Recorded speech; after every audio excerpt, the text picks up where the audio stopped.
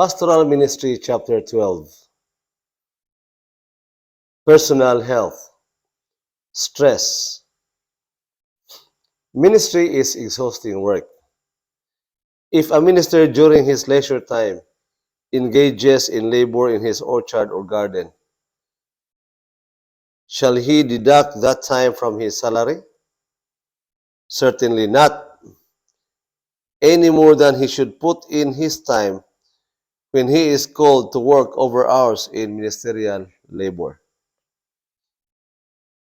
Some ministers spend many hours in apparent ease, and it is right that they should rest when they can, for the system could not endure the heavy strain were there no time for letting up. There are hours in the day that call for severe taxation, for which the minister receives no extra salary. And if he chooses to chop wood several hours a day or in his garden, it is as much his privilege to do this as to preach. A minister cannot always be preaching and visiting, for this is exhaustive work. Rest may be the answer to mental depression. You should labor with care and observe periods of rest. By so doing, you will retain your physical and mental vigor and render your labor much more efficient. Brother F, you are a nervous man and move much more from impulse. Mental depression influences your labor very much. At times you feel a want of freedom and think it is because others are in darkness or wrong, or that something is the matter. You can hardly tell that, and you make a drive somewhere and upon somebody which is liable to do great harm. If you would quiet yourself when in this restless, nervous condition and rest, and calmly wait on God and inquire if the trouble is not in yourself, you would save wounding your own soul and wounding the precious cause of God. Testimonies for the Church, Volume 1, 622. Provision should be made to care for ministers who, through overwork in his cause, have become ill. Some provision should be made for the care of ministers and others of God's faithful servants who, through exposure or overwork in his cause, have become ill and need rest and restoration, or who through age or loss of health are no longer able to bear the burden and heat of the day. Ministers are often appointed to a field of labor that they know will be detrimental to their health, but unwilling to shun trying places, they venture, hoping to be a help and a blessing to the people. After a time, they find their health failing. A change of climate of work is tried without bringing relief. And then what are they to do? Gospel Workers 426. Exercise. Exercise renews the body and makes more pastoral labor possible. The whole system needs the invigorating influence of exercise in the open air. A few hours of manual labor each day would tend to renew the bodily vigor and rest and relax the mind. In this way, the general health would be promoted and a greater amount of pastoral labor could be performed.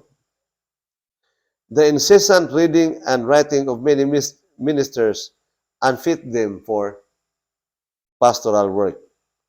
Counsels on Health 193.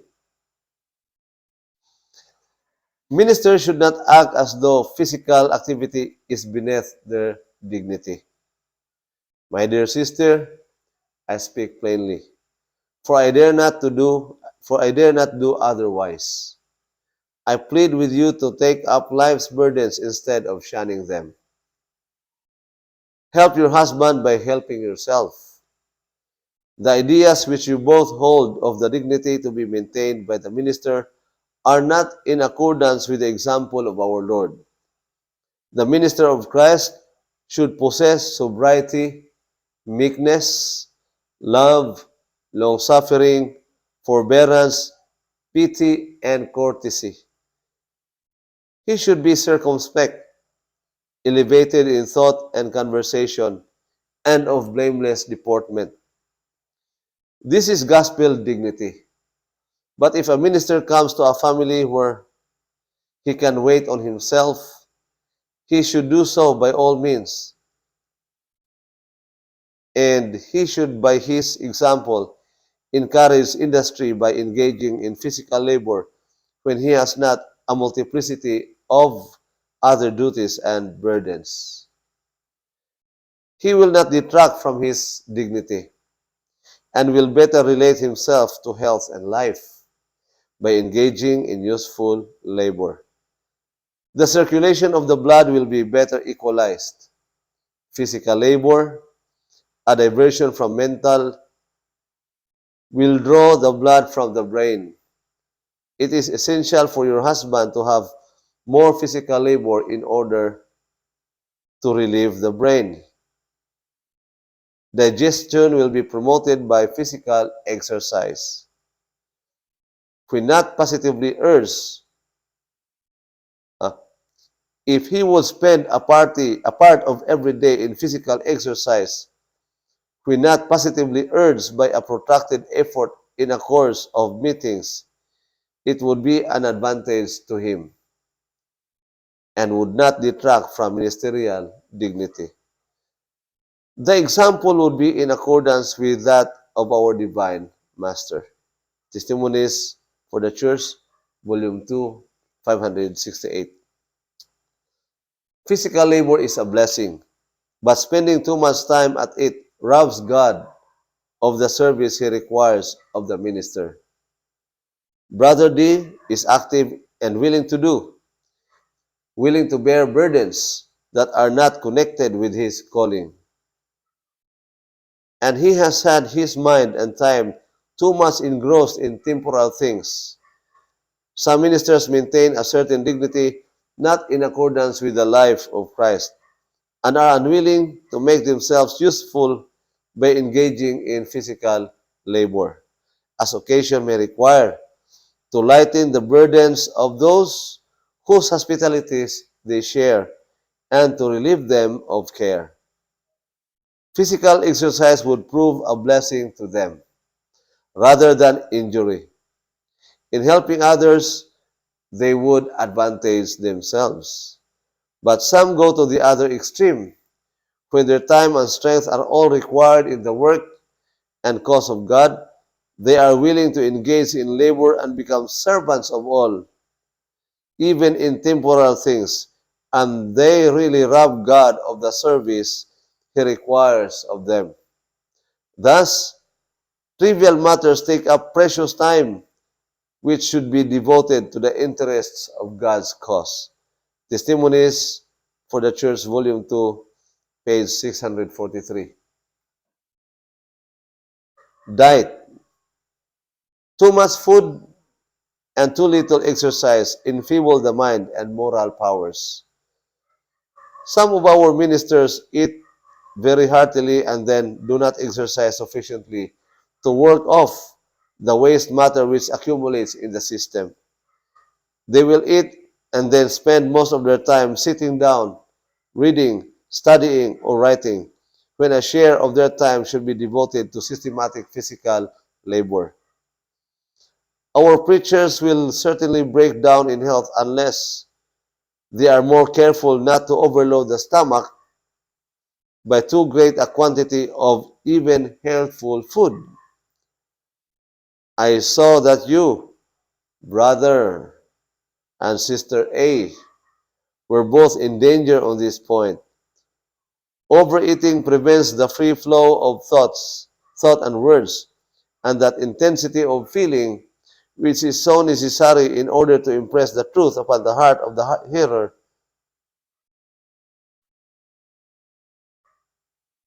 The indulgence of appetite beclouds and fetters the mind and blunts the holy emotions of the soul.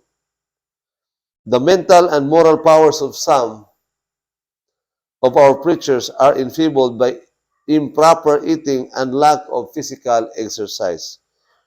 Those who crave great quantities of food should not indulge their appetite, but should practice self-denial and retain the blessing of active muscles and unoppressed brains.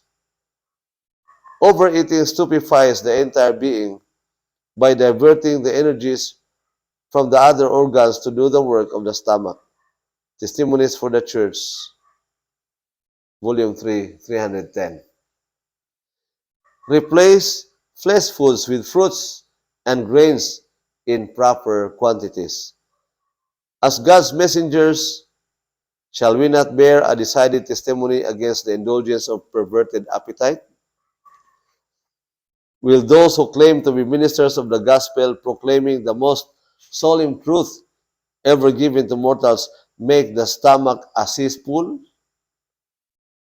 God has provided an abundance of fruits and grains, which may be healthfully prepared and used in proper quantities. Why, then, do men continue to choose flesh meats? Can we possibly have confidence in ministers who, at tables where flesh is served, join with others in eating it? Pacific Union Recorder, October 9, 1902. Health reform.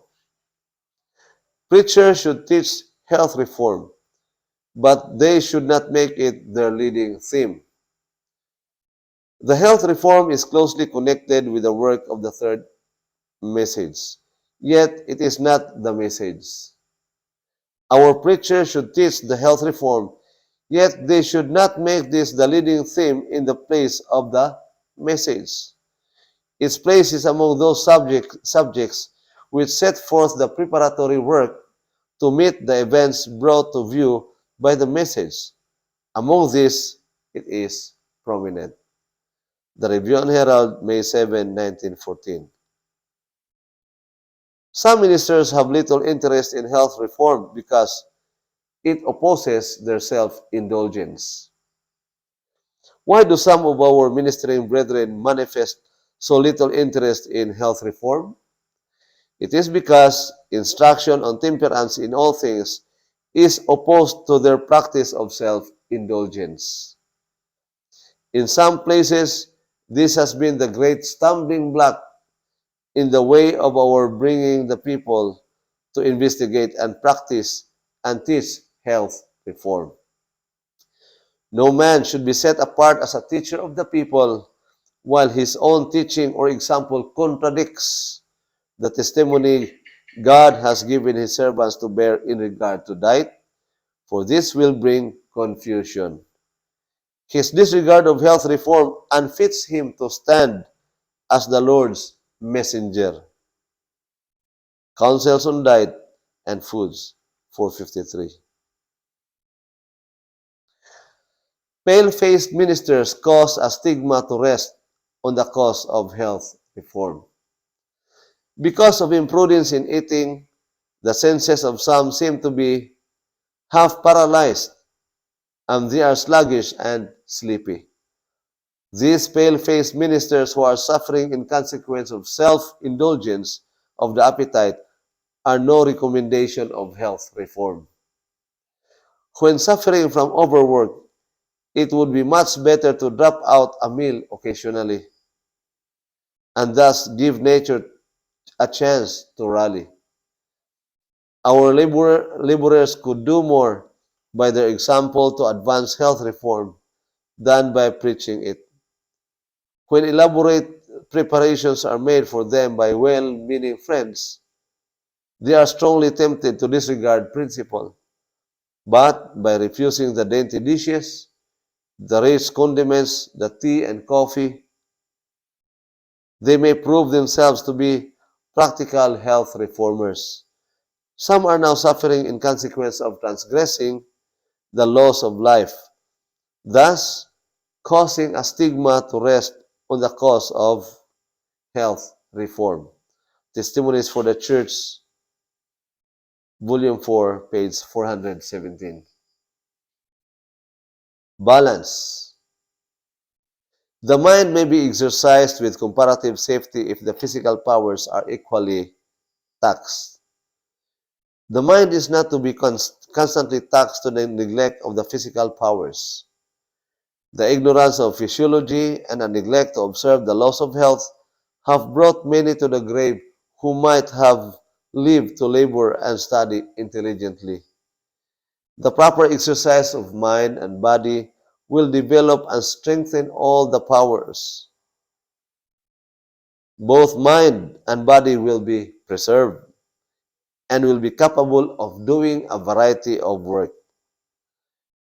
Ministers and teachers need to learn in regard to these things, and they need to practice as well. The proper use of their physical strength as well as the mental powers will equalize the circulation of the blood and keep every organ of the living machinery in running order. Minds are often abused. They are goaded on to madness by pursuing one line of thought. The excessive employment of the brain power and the neglect of the physical organ create a diseased condition of things in the system.